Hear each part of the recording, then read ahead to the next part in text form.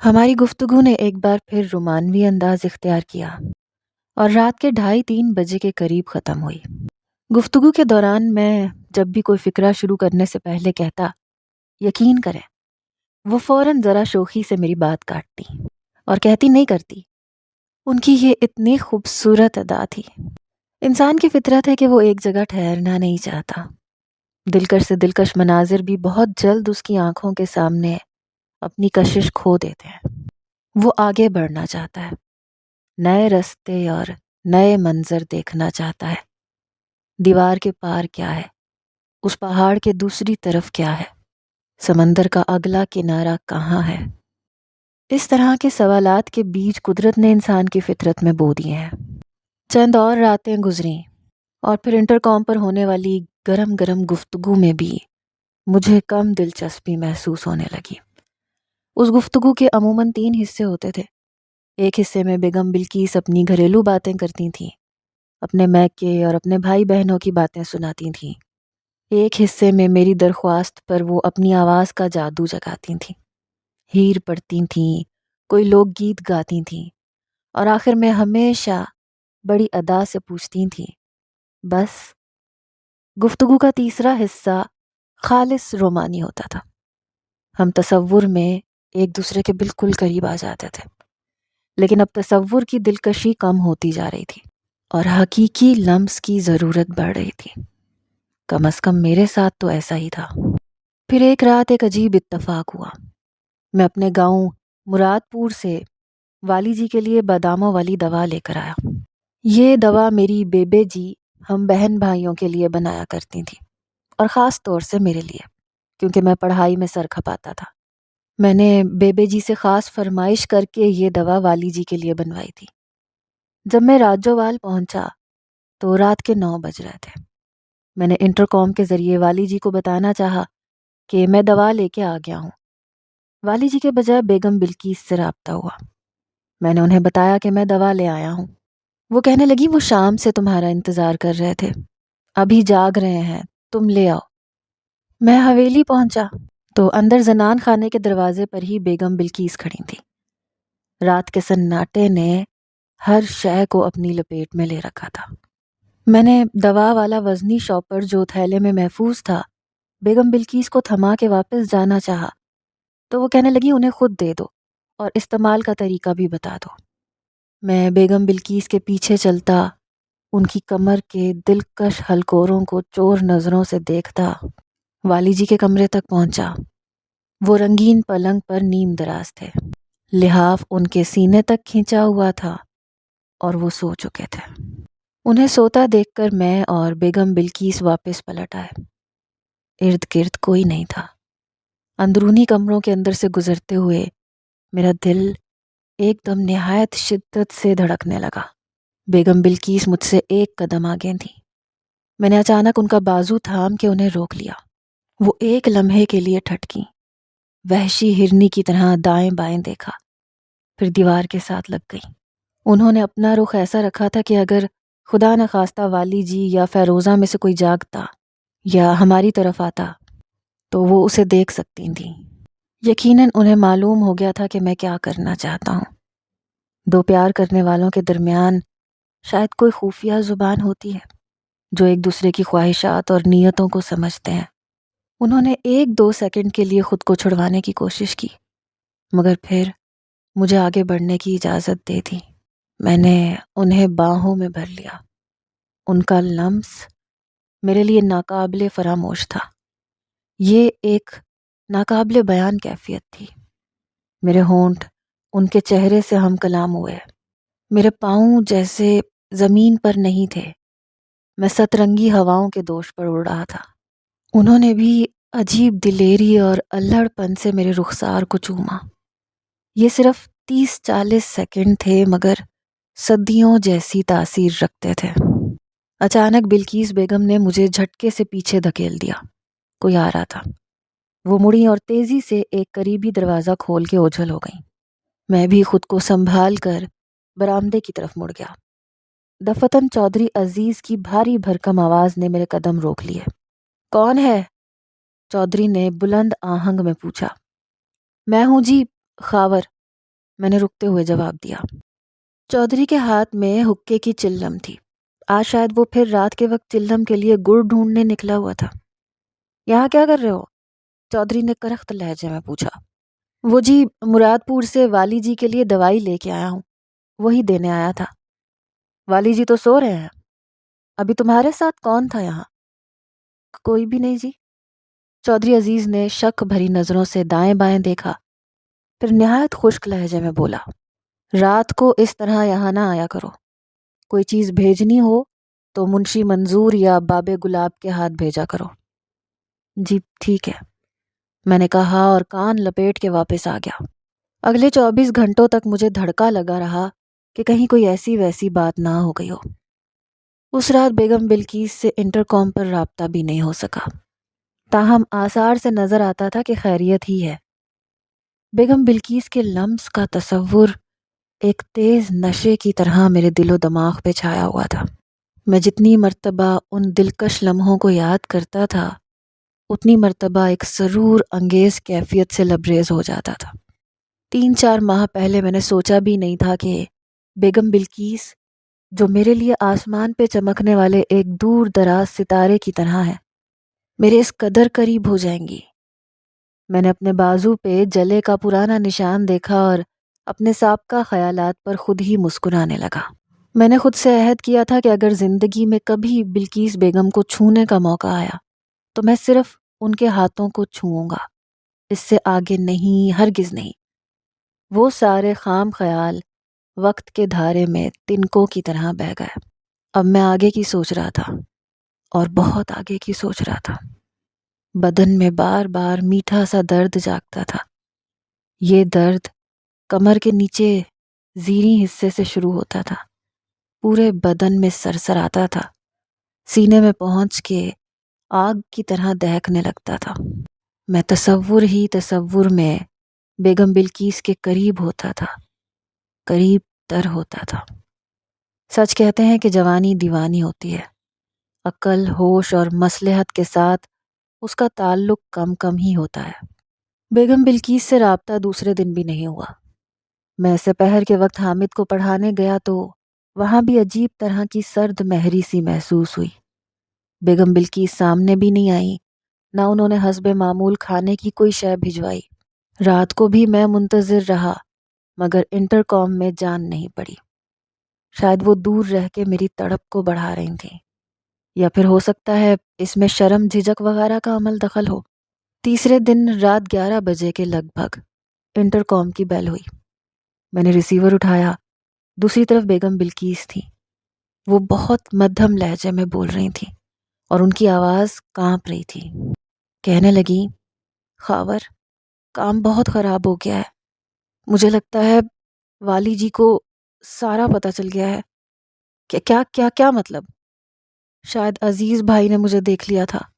انہوں نے والی جی کے بہت کان بھرے ہیں، اور مجھے لگتا ہے کہ بیگم بلقیس کی آواز بھرا گئی اور وہ بول نہ سکی۔ کیا لگتا ہے آپ کو؟ مجھے لگتا ہے کہ شاید 2-4 دن پہلے والی جی نے بھی کہیں مجھے فون پہ باتیں کرتے سن لیا ہے۔ وہ 4-5 دن سے چپ چھپ تھے، اور پرسوں والی بات کے بعد تو وہ بالکل ہی چپ ہیں۔ 2 دن سے انہوں نے کچھ کھایا پیا بھی نہیں ہے، مجھ سے اور حامد سے بھی بات تک نہیں کرتے۔ ابھی بھی شام سے کمرے میں بند ہے، اندر سے کنڈی لگائی ہوئی ہے۔ مجھے تو ڈر لگ رہا ہے خاور۔ وہ سسک پڑی۔ آپ حوصلہ رکھیں، کچھ نہیں ہوگا، میں نے کہا، تاہم اپنی آواز کا کھوکھلا پن خود مجھے بھی محسوس ہوا تھا۔ لائن پہ کچھ دیر خاموشی رہی، پھر بیگم بلقیس کی دھیمی سی آواز ابھری، خاور، ہم سے بڑی غلطی ہوئی، پر جو ہونا تھا ہو گیا۔ اب تم یہاں سے چلے جاؤ، یہ نہ ہو کوئی بڑی مصیبت پڑ جائے۔ مجھے بہت ڈر لگ رہا ہے۔ لیکن اگر نہیں خاور، کچھ مت کہو، جو میں نے کہا ہے وہ کرو۔ اب تم چلے جاؤ یہاں سے، اور ہو سکے تو کچھ دنوں کے لیے شہر کی طرف نکل جاؤ، اور خاور، پھر کبھی ادھر کا رخ نہ کرنا۔ آخری لفظ کہتے ہوئے ان کی آواز پھر بھرا گئی۔ آپ سے دور کیسے رہوں گا؟ سمجھو میں مر گئی تمہارے لیے، اب میں پھر فون نہیں کر سکوں گی۔ خدا حافظ، انہوں نے کہا اور جلدی سے انٹر کام بند کر دیا۔ میں اپنی جگہ سناٹے میں بیٹھا رہ گیا۔ خیالات کے حسین محل ٹوٹ کر بکھر گئے۔ کچھ سمجھ میں نہیں آ رہا تھا کہ کیا کروں۔ بہرحال یہ بات تو ظاہر تھی کہ یہاں میرے لیے سب کچھ ختم ہو چکا ہے۔ اب مجھے یہاں سے جانا ہوگا، اور اگر مجھے جانا تھا تو پھر میرے لیے بہتر تھا کہ رات کے اندھیرے میں خاموشی سے نکل جاؤں۔ میرا سامان تو تھا، لیکن مجھے اس کی زیادہ پرواہ نہیں تھی۔ اس سامان میں سے مجھے بس 2-4 چیزیں ہی عزیز تھیں، اور ان کا تعلق بیگم بلقیس سے تھا۔ ایک بغیر بازو کا سویٹر تھا جو انہوں نے مجھے دیا تھا۔ بعد ازاں انہوں نے رازداری سے بتایا تھا کہ یہ انہوں نے خود بنایا ہے۔ اور ایک وہ رومال تھا جو بیگم بلقیس نے تختی لکھتے ہوئے استعمال کیا تھا۔ اس سے انہوں نے اپنے سیاہی میں لتھڑے ہوئے ہاتھوں کی انگلیاں پونچھی تھیں۔ اسی طرح کی 1-2 چیزیں تھیں۔ یہ چیزیں اور کچھ دیگر سامان میں نے ایک چھوٹے بیگ میں ڈال لیا۔ میں خوفزدہ بالکل نہیں تھا۔ ہاں، یہ خیال ضرور تھا کہ میرے یہاں رہنے سے بیگم بلقیس کی مصیبت میں اضافہ نہ ہو جائے۔ میں نے استبل میں سے اپنی گھوڑی نکالی اور روانہ ہو گیا۔ نصر اللہ اور ایک دوسرے ساتھی نے پوچھا کہ میں کدھر جا رہا ہوں۔ میں نے گول مول بات کی اور انہیں بتایا کہ ایک ضروری کام سے گاؤں جانا پڑ گیا ہے۔ یہ چاندنی رات تھی، ہوا یخ بستا تھی۔ میں عجیب کیفیت میں اس گاؤں کو چھوڑ کر جا رہا تھا، جہاں پچھلے چند ماہ کے اندر مجھے زندگی کی انوکھی خوشیاں ملی تھیں۔ گھوڑی آگے بڑھتی جا رہی تھی اور سب کچھ پیچھے رہتا جا رہا تھا۔ میرا ارادہ تھا کہ گاؤں سے 6-7 میل آگے آنے کے بعد گھوڑی کو چاچے عسکری کے پنڈ میں اس کے گھر میں چھوڑ دوں گا۔ وہاں سے کوئی اسے خود ہی راجوال پہنچا دے گا۔ یوں تو یہ گھوڑی والی جی نے مجھے دی ہوئی تھی، مگر جب میں ان کا ملازم ہی نہیں رہا تو پھر گھوڑی بھی میری نہیں تھی۔ میرے آگے ایک چوراہا سا تھا۔ اچانک میں چونکا۔ کیچڑ میں لتھڑی ہوئی ایک ٹریکٹر بڑی تیزی سے میرے سامنے سے گزرا۔ ٹریکٹر پہ جگہ نہ ہونے کے باوجود 7-8 بندے سوار تھے۔ وہ چونٹیوں کی طرح ٹریکٹر سے چمٹے ہوئے تھے۔ 4-5 بندے جگہ نہ ملنے کے سبب ٹریکٹر کے پیچھے پیچھے بھاگ رہے تھے۔ ان کے کندھوں پر کدالیں اور کسیاں وغیرہ تھیں۔ میرے چونکنے کی وجہ ٹریکٹر کا رنگ تھا۔ یہ رنگ غالباً خود ہی کیا گیا تھا۔ یہ کالا ٹریکٹر میں نے جھگڑے کے وقت موکھلوں کے کھو پہ دیکھا تھا۔ اس افراتفری کے عالم میں اور اس وقت یہ لوگ کہاں جا رہے تھے؟ میرے ذہن میں شک جاگا۔ میں ٹریکٹر کی آواز پر اس کے پیچھے پیچھے گیا۔ والی جی کا مچھلی فارم یہاں سے قریب ہی تھا۔ 3-4 منٹ میں ہم وہاں پہنچ گئے۔ میں نے گھوڑی ایک کھیت میں روک لی اور وہاں کا منظر دیکھ کر میں بھونچکا رہ گیا۔ یہاں اس سنسان رات میں دن کی سی گہما گہمی نظر آ رہی تھی۔ یہاں والی جی کی زمین پر کم از کم 50-60 افراد موجود تھے۔ ایک ٹریکٹر ٹرالی اور 2 گاڑیاں بھی نظر آ رہی تھیں۔ چاند کی روشنی میں والی جی کی زمین پر اندھا دھند بنیادوں کی کھدائی ہو رہی تھی۔ ایک طرف کی بنیاد جو تقریباً 200 فٹ لمبی تھی وہ کھودی جا چکی تھی، اور اس کے اندر کوئی 1 درجن معمار تیزی کے ساتھ اینٹوں کی دیوار چنتے جا رہے تھے۔ شاوا بھائی شاوا، اسپیڈ پکڑو، کسی نے پکار کے کہا۔ میں سناٹے میں تھا، اور میرے لیے یہ سمجھنا مشکل نہیں تھا کہ آدھی رات کو یہاں کیا کھیل کھیلا جا رہا ہے۔ وہ زمین جس پر موکھل اپنا حق جتا رہے تھے سخت خطرے میں تھی۔ اس پر قبضہ جمانے کے لیے شب خون مارا جا رہا تھا۔ میں نے اپنی گھوڑی واپس موڑی اور جتنی رفتار سے ممکن تھا اسے دوڑاتا ہوا واپس راجوال پہنچ گیا۔ سب سے پہلے میں نے نصر اللہ اور منشی منظور کو یہ خبر پہنچائی۔ وہ ہکا بکا رہ گئے۔ میں نے نصر اللہ سے کہا کہ والی جی تک یہ خبر پہنچانی ہے، لیکن ایک دم نہیں۔ وہ نیند سے جاگیں گے، انہیں بہت زیادہ جھٹکا لگے گا۔ وہ پہلے سے ٹھیک نہیں ہے۔ تو پھر کیا کیا جائے؟ پہلے تم بیگم جی تک اطلاع پہنچاؤ، انہیں بتاؤ کہ طریقے سے والی جی کو خبر کر دیں۔ جب نصر اللہ اطلاع دینے کے لیے حویلی کے اندر گیا تو میں نے اپنے ساتھیوں تیمور، باگو اور کرامت وغیرہ کو جگایا اور فوراً گھوڑیوں پر کاٹھیاں ڈالنے کی ہدایت کی۔ 5-10 منٹ کے اندر 25 افراد کا ایک دستہ تیار ہو گیا۔ ان میں سے 6-7 کے پاس رائفلیں تھیں، باقی کلہاڑیوں اور لاٹھیوں سے مسلح تھے۔ اسی دوران میں والی جی اور چودھری عزیز پریشان چہروں کے ساتھ ہماری طرف آتے دکھائی دیے۔ ان کے پیچھے پیچھے رونق علی اپنی توند ہلاتا اور ڈگمگاتا ہوا چلتا آ رہا تھا۔ کیا ہوا ہے؟ والی جی نے لرزاں آواز میں پوچھا۔ کچھ نہیں والی جی، ایویں 20-30 بندے ہیں، چوروں کی طرح اندھیرے کا فائدہ اٹھا رہے ہیں، اور چور کے کوئی پاؤں تو نہیں ہوتے، ابھی ذرا دیر میں سر پہ پاؤں رکھ کے بھاگیں گے، میں نے حوصلے سے کہا۔ لیکن اگر…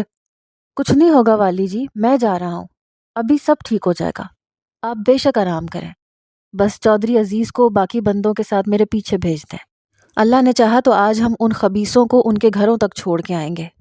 2-3 منٹ میں سب کچھ طے ہو گیا۔ میں تیار گھڑ سواروں کے ساتھ موقع کی طرف جا رہا تھا، باقی افراد کو والی جی اور چودھری عزیز کے ساتھ ہمارے پیچھے آنا تھا۔ ہم روانہ ہونے لگے تو والی جی نے دوبارہ سے آواز لگائی، ہماری طرف سے گولی چلنے میں پہل نہ ہو۔ موقع پر پہنچنے سے ذرا دیر پہلے ہم نے ہوائی فائرنگ شروع کر دی۔ میرے ہاتھ میں 38 بور کا پستول تھا اور میں سب سے آگے تھا۔ جو ہی ہم مچھلی فارم کے سامنے پہنچے، موکھلوں اور ان کے کارندوں میں کھلبلی مچ گئی۔ معماروں کے ہاتھ رک گئے، رائفلیں کندھوں سے اتر آئیں، کلہاڑیاں لاٹھیاں سونت لی گئیں۔ میں عین اس جگہ پہنچا جہاں بنیاد بھری جا رہی تھی۔ میں گھوڑی سے اترا، ٹھوکر مار کر 2-3 فٹ اونچی دیوار کی چند اینٹیں گرا دیں۔ یہ کیا ہو رہا ہے؟ میں گرجا۔ دونوں طرف سے للکارے گونجے، رائفلیں سیدھی کر لی گئیں۔ ٹھہرو ٹھہرو، گولی نہیں چلانا، ایک لمبا تڑنگا شخص دھاڑ کے بولا۔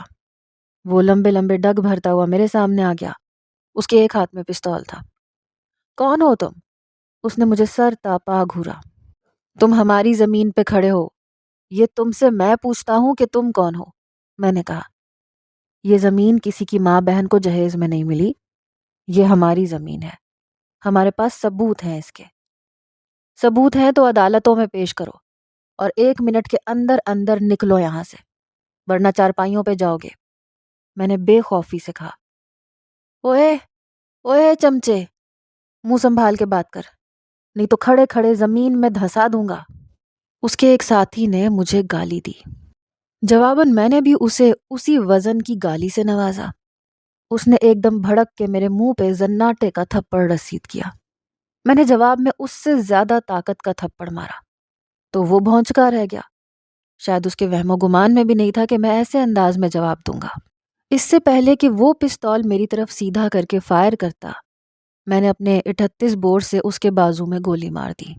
وہ ڈکرا کے ایک طرف جھکتا چلا گیا۔ دونوں طرف کے افراد بھڑکے مارتے ہوئے ایک دوسرے پر پل پڑے۔ دونوں طرف کے افراد نے بھاگ بھاگ کے مختلف چیزوں کے پیچھے پناہ لے لی اور اندھا دھند فائرنگ ہونے لگی۔ معمار اور مزدور وغیرہ اپنی جانیں بچا کے بھاگ کھڑے ہوئے۔ میں، تیمور اور 2 دیگر افراد ایک نئی اینٹوں کے چکے کے پیچھے کھڑے ہو گئے۔ چاندنی رات میں ہر طرف سے شعلے لپک رہے تھے۔ اچانک نصر اللہ کے ایک قریبی ساتھی کو گولی لگی، وہ کراہتا ہوا اپنے پہلو میں گر گیا۔ میں نے اس کی 7mm رائفل اٹھا لی اور ایک اگلی پوزیشن پر پہنچ کر فائرنگ کرنے لگا۔ یہی وقت تھا جب ہمارے عقب سے درجنوں گھڑ سواروں کا شور سنائی دیا۔ وہ للکاریں مارتے ہوئے، ہوائی فائرنگ کرتے ہوئے آ رہے تھے۔ یہ ہمارے ساتھی تھے، ان کے ساتھ والی جی اور چودھری عزیز وغیرہ بھی تھے۔ جب موکھلوں نے یہ صورتحال دیکھی تو ایک دم اپنی پوزیشنیں چھوڑ کے گودام کی طرف پسپا ہونے لگے۔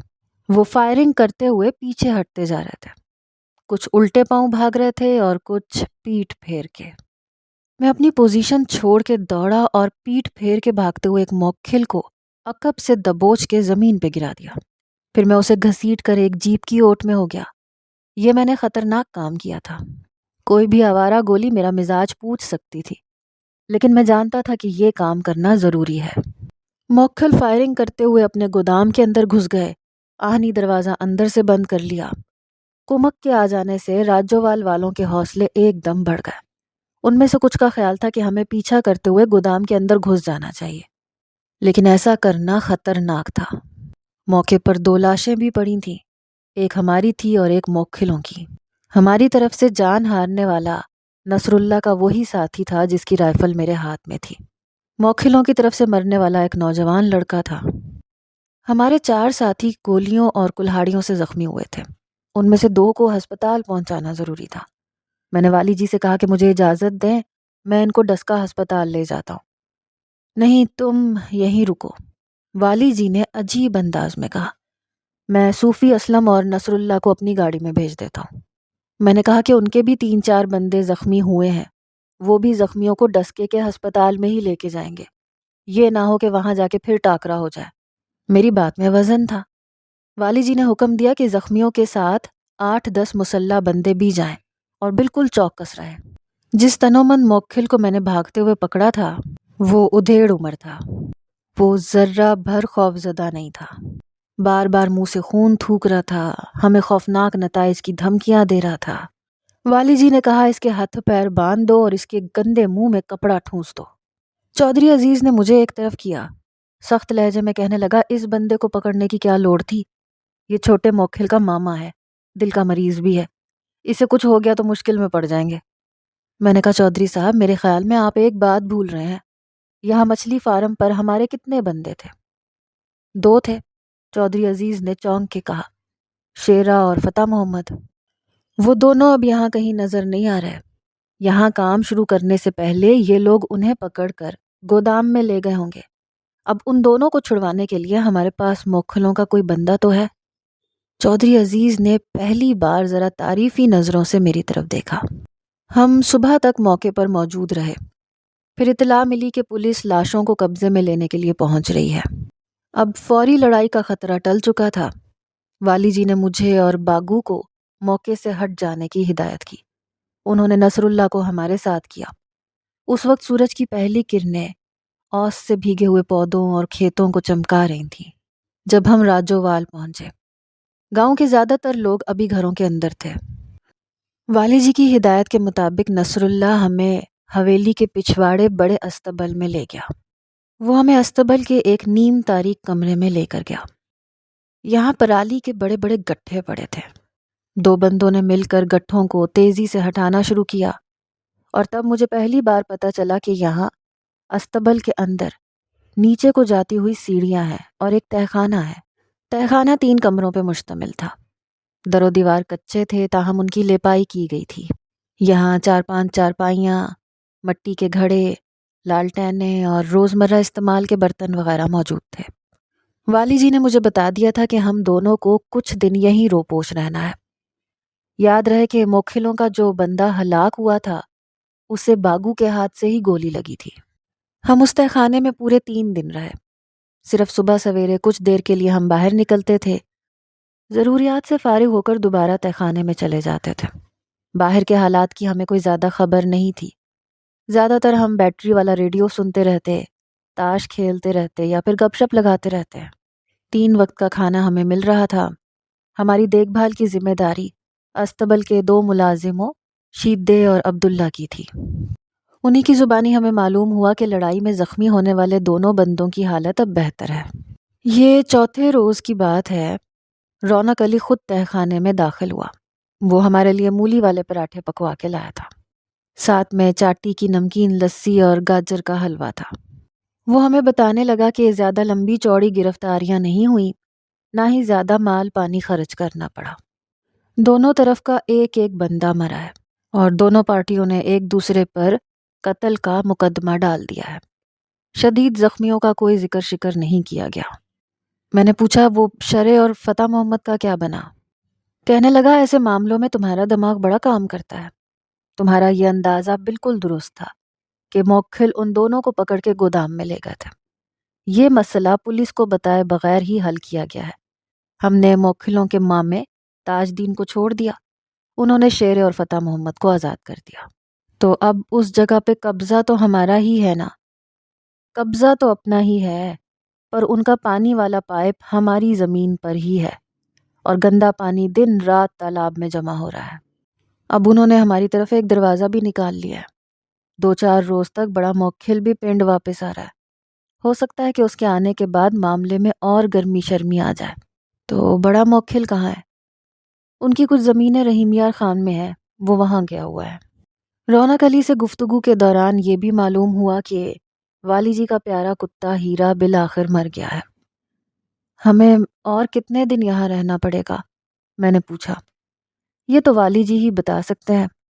ویسے میرے خیال سے اب حالات ٹھیک ہیں، ہو سکتا ہے وہ اسی ہفتے تمہیں باہر نکال لیں۔ ویسے ایک کام تم سے گڑبڑ والا ہوا ہے۔ تم نے جس بندے کو تھپڑ کے جواب میں تھپڑ مارا تھا، پتا ہے وہ کون ہے؟ کون ہے؟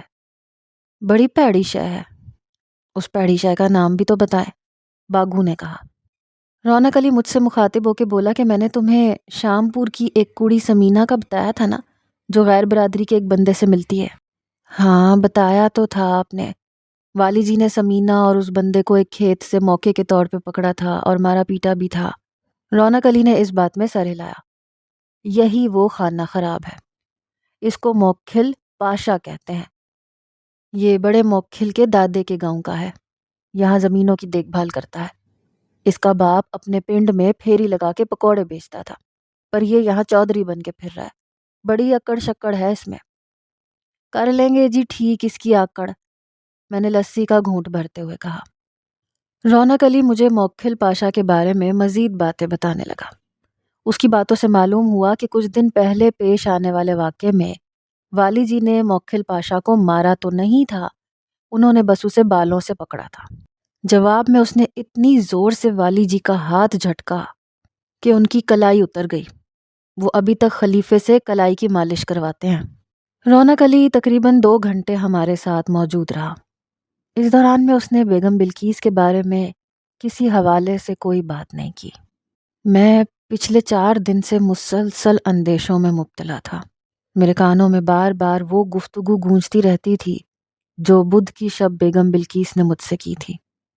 ان کی لرزتی آواز، ان کی سسکی، ان کا خوف، جو کچھ بھی تھا وہ بڑی ہمت والی تھی۔ اس کے باوجود وہ ڈری ہوئی تھی۔ کسی وقت نہ خواہ میرے ذہن میں خطرے کی گھنٹی بجنے لگتی تھی۔ میں سوچنے لگتا تھا کہیں ایسے تو نہیں کہ والی جی نے کسی سازش کے تحت مجھے یہاں بھیجا ہو۔ اگر اس تہہ خانے میں میرے اور باگو کے ساتھ کچھ ہو جاتا تو کسی کو کانوں کان خبر نہ ہوتی۔ ہمیں مار کے اسی تہہ خانے کے کچے فرش میں یوں گاڑا جا سکتا تھا کہ کسی کو ہمارا نام و نشان تک نہ ملتا، یا پھر ہمیں قتل کر کے ہماری لاشیں کھیتوں میں پھینکی جا سکتی تھیں اور اس کا الزام بآسانی موکھلوں پہ دھرا جا سکتا تھا۔ یہ 7ویں 8ویں روز کی بات ہے۔ میں ریڈیو پر کسان بھائیوں کا پروگرام سنتے سنتے سو گیا۔ مجھے باگو نے جھنجھوڑ کے جگایا۔ کیا ہوا؟ میں نے گھبرا کے پوچھا۔ میرا ہاتھ پستول کی طرف گیا۔ وہ دیکھو نویں پرونے آئے ہیں۔ باگو نے کھڑکی میں سے ایک ساتھ والے کمرے کی طرف اشارہ کیا۔ میں نے دیکھا اور میں حیران رہ گیا۔ 20-22 سال کی ایک لڑکی چارپائی پہ بیٹھی تھی، چہرہ ہاتھوں میں چھپائے ہچکیوں سے رو رہی تھی۔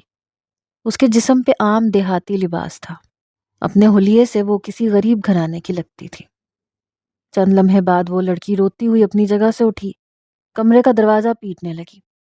مجھے یہاں سے نکالو، خدا کے لیے نکالو، میں نے کچھ نہیں کیا، میں بے گناہ ہوں۔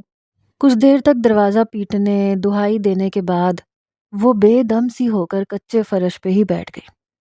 اس کی پشت دیوار سے لگی ہوئی تھی۔ لڑکی قبول صورت تھی۔ پہلی نظر میں مجھے اس کے چہرے پر معصومیت اور سچائی نظر آئی۔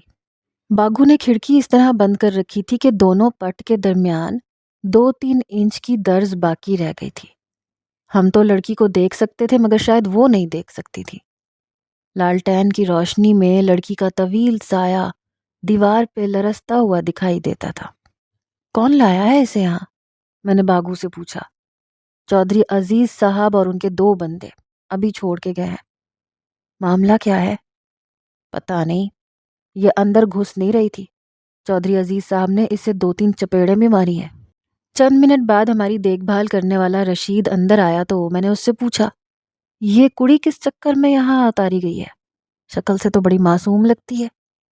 شکل پہ نہ جاؤ خاور صاحب، یہ 1 نمبر کی پھپھے کٹنی ہے، چالو کڑی ہے، شیدے نے دبی آواز میں کہا۔ کوئی چن چڑھایا ہے اس نے؟ باگو نے پوچھا۔ کوئی ایک چن پہ چن چڑھا رہی ہے۔ والی جی تک نے منت ترلا کر کے دیکھا، پر یہ اپنی حرکتوں سے باز نہیں آتی۔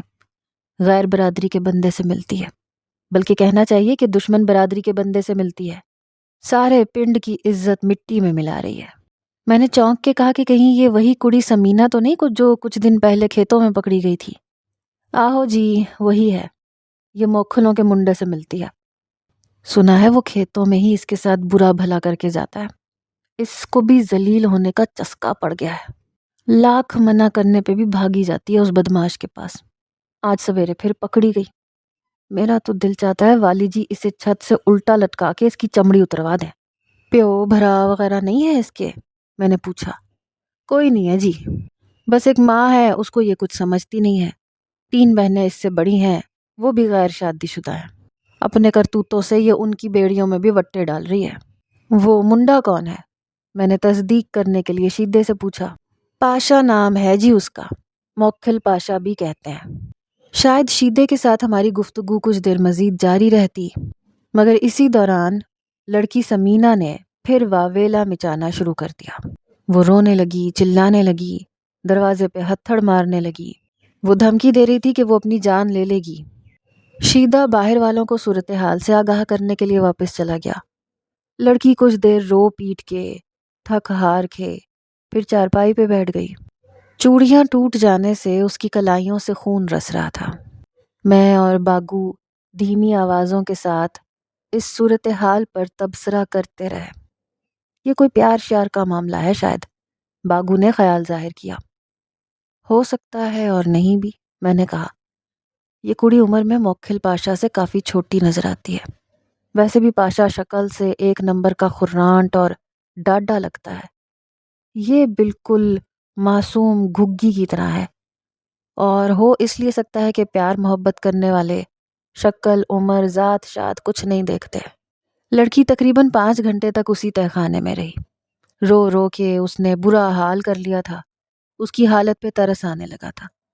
कभी वो अल्लाह से मदद मांगने लगती, कभी उन बंदों से जिन्होंने उसे यहाँ बंद किया था। उसे अंदाज़ा हो चुका था कि हम भी उसके आसपास मौजूद हैं। वो हमें भी कई बार पुकार चुकी थी, मगर हमने कोई जवाब नहीं दिया। तकरीबन शाम के वक्त तहखाने का दरवाज़ा खुला और मैंने वाली जी को देखा। चौधरी अजीज़ उनके साथ था। वो मुसल्ला कारिंदे भी थे। जूँ ही एक कारिंदे ने लड़की के कमरे वाला दरवाज़ा खोला, वो तड़प के आगे बढ़ी और वाली जी के कदमों में गिर गई। मुझे माफ़ कर दें वाली जी, मुझे माफ़ कर दें। मैं अब कहीं नहीं जाऊंगी, जैसा कहेंगे वैसा करूंगी। ये तो तुम पहले भी कहती रही हो, वाली जी ने भारी आवाज़ में कहा। बस जी, गलती हो गई जी, अब नहीं होगी। हम आपके नौकर हैं जी, हमने आपका नमक खाया है। आपके हुक्म पे जान भी दे सकते हैं। जान दे सकती हो, पर उस जानी के साथ खेतों में घुसना बंद नहीं कर सकती, चौधरी अजीज़ ने जहरीले लहजे में कहा। उसने एक झटके से लड़की को वाली जी के कदमों से पीछे हटाया और फुनकार के कहा, इसकी बातों पे ना जाएं भैया जी, ये घी सीधी उंगलियों से निकलने वाला नहीं है। इसको बंद रहने दें यहाँ 2-4 हफ्ते, और इसके साथ 2-3 बोहली कुत्ते भी बांध दें यहाँ। ये कुत्तों के साथ रहने के लायक है। उस लड़की समीना का रंग जर्द तर हो गया। वो एक बार फिर वाली जी के पाँव से चिमट गई, मिन्नत समाजत करने लगी। उसकी ओढ़नी उतर गई थी और वो नंगे सर थी। वाली जी ने झुक के उसकी ओढ़नी उठाई और सर ढांप दिया। फिर उन्होंने उसे पीछे हट के बैठने का हुक्म दिया। वो सहमी हुई चिड़िया की तरह एक कोने में सिमट गई। उसकी उम्र 20 बरस से ज़्यादा नज़र नहीं आती थी। मुझे अपना पहला अंदाज़ा गलत महसूस हुआ। उसकी स्याह आंखों में खौफो हिरास के सिवा और कुछ नहीं था। ख़ास तौर से वो चौधरी अजीज़ से खौफजदा नज़र आती थी। वाली जी ने चौधरी अजीज़ के कान में हौले से कुछ कहा। वो लड़की को आतिशी नज़रों से देखता, बुरा भला कहता हुआ बाहर चला गया। दोनों कारिंदे भी बाहर निकल गए। बस एक कारिंदा दरवाजे से बाहर मौजूद रहा। वाली जी ने लड़की को निस्बतन नरम लहजे में कुछ समझाया बुझाया। उनकी आवाज़ हम तक नहीं पहुंच रही थी, बस कोई कोई लफ्ज़ कानों में पड़ता था। उनके अंदाज से जाहिर था कि वो लड़की को मोक्खिल पाशा से ना मिलने की वार्निंग दे रहे हैं।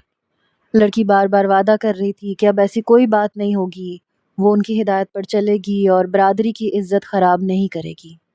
कुछ देर बाद वाली जी ने दरवाजे से बाहर खड़े कारिंदे को अंदर बुलाया और उसे लड़की को बाहर ले जाने के लिए कहा। ये लड़की वाला मामला ख़त्म हुआ तो वाली जी हमारी तरफ आ गए। मेरे दिल की धड़कनें तेज़ हो रही थीं। मैं वाली जी के चेहरे के तासुरात से जानने की कोशिश करने लगा कि उनका मूड कैसा है। चेहरा सपाट था। कभी कभी अंदाज़ा होता था कि वो गहरी तबीयत के मालिक हैं। उन्होंने मुझे नॉर्मल लहजे में मुखातिब किया। कहने लगे, मुझे पता है यहाँ तुम लोगों का दम घुट रहा होगा, मगर मजबूरी थी। بہرحال اب تمہیں زیادہ انتظار نہیں کرنا پڑے گا، 2-4 دن کی بات ہے۔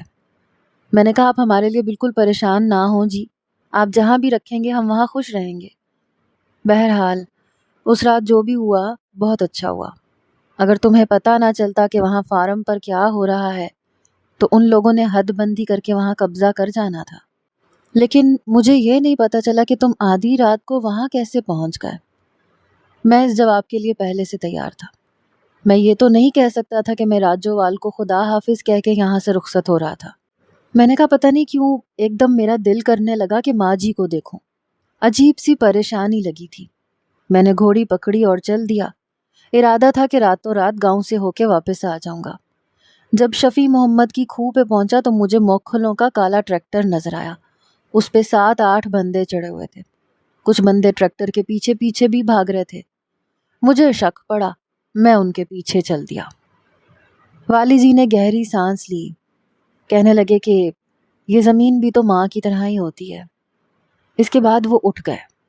پھر وہ چلے گئے اور میں سوچتا رہا۔ والی جی کا یہ رویہ میری سمجھ سے باہر تھا۔ یقیناً وہ میرے اور بیگم بلقیس کے بارے میں بہت کچھ جان چکے تھے۔ اس کے باوجود انہوں نے ابھی تک مجھ پہ کچھ ظاہر نہیں کیا تھا، نہ مجھے یہاں سے دفع ہو جانے کا حکم دیا تھا۔